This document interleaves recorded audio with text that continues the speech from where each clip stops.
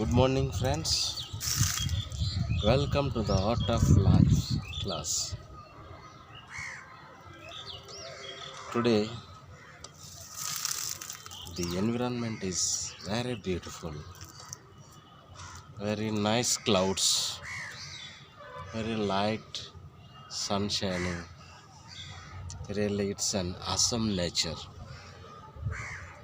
Okay, today's class is living as an enlightened leader. Living as an enlightened leader. This is the sixth verse of our Art of Life. This sixth verse says, with the greatest leader above them, people barely know one exists. Next comes one whom they love and praise. Next comes one whom they fear. Next comes one whom they despise and defy. When a leader trusts no one trusts him. The great leader speaks little. He never speaks carelessly.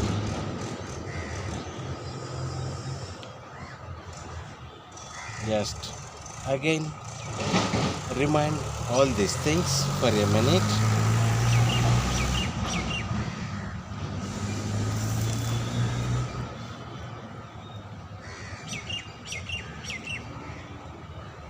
Okay.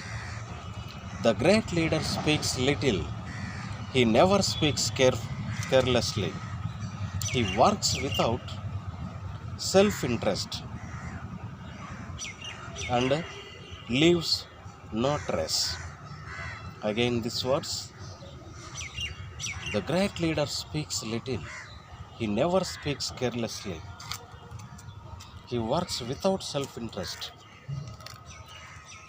and leaves no trace.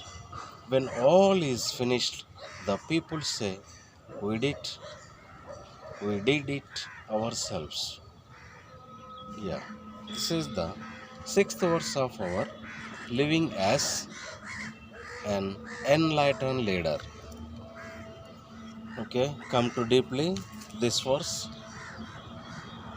To reflect the lesson in this verse of the outstandingness means changing how you see authority, which means viewing great or enlightened leaders as those who don't actually lead anyone.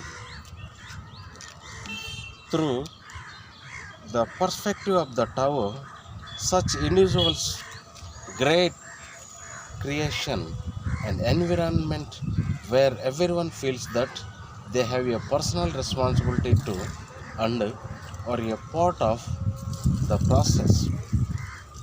By adopting this model of an enlightened leader, you will be more than likely to alter the ways you criticize and admire captains of industry, government, or religion, as well as the way you guide others.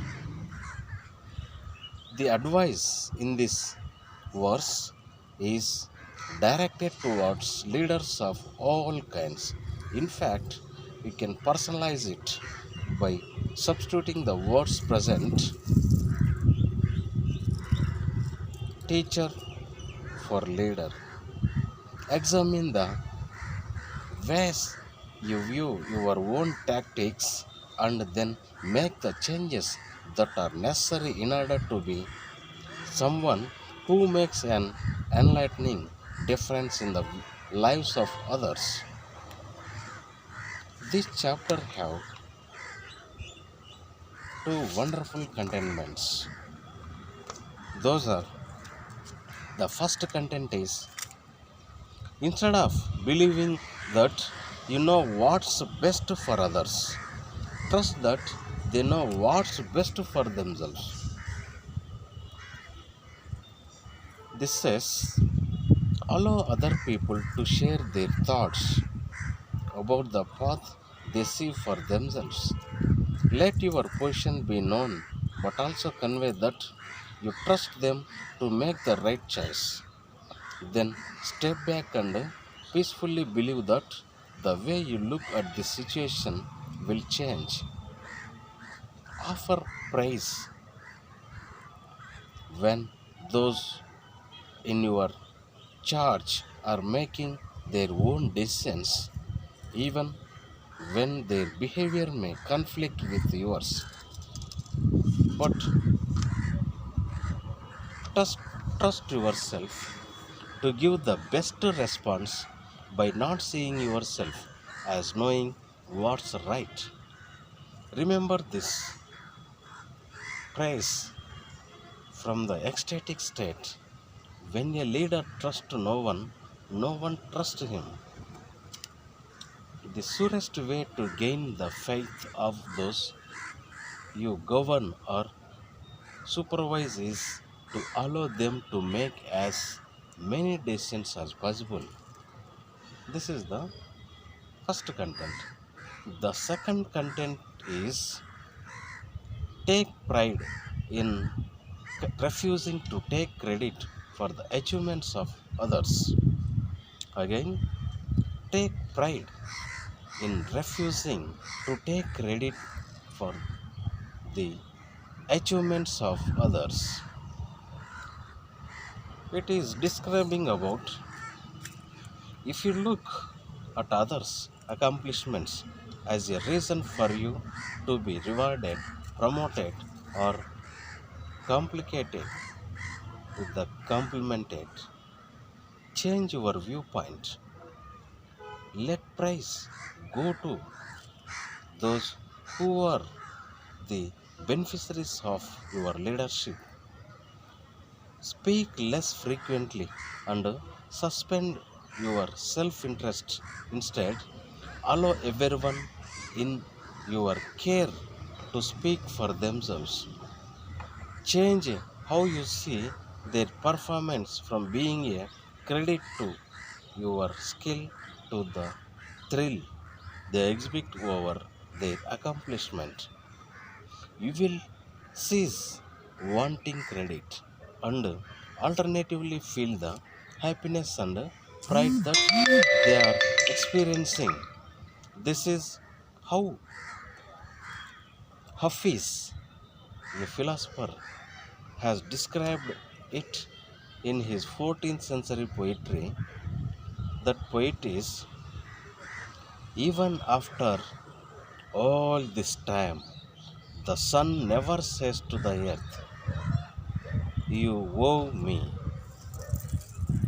Look what happens with a love like that. It lights the whole sky. Love those who are entrusted to lead. Yeah, what a beautiful words these are. Love those you are entrusted to lead, just as the sun loves our planet. Simply be there to serve, never demanding anything in return. Okay, now I am going to give an assignment for this day. So, choose some situations with your children or anyone you have been designated to supervise to become an active observer. Nod, smile, frown, or gesture without saying a thing where you previously would have readily interfered. Notice how your active observing impacts those you have been assigned to lead. Yeah, and also I am suggesting you here that with this assignment, go to the nature, take a meditation style for 10 minutes and start to listening these words by silently by focusing. Okay, glad to meet you. Have a nice day. Bye bye.